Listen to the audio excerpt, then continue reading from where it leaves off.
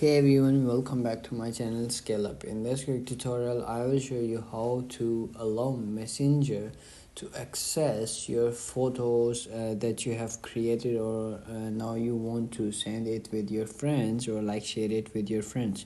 So I will show you how you can do it.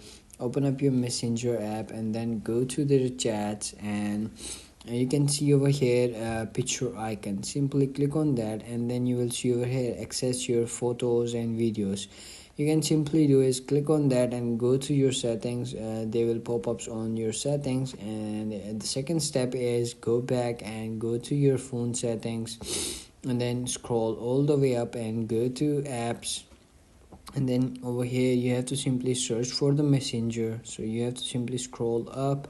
You can see over here messages or Messenger. Simply click on Messenger and then you will pop ups in this page, and you will see over here bunch of options. Over here you will see the third option called photos. Simply click on that, and then you will see over here limited access, none, or like full access of your photos.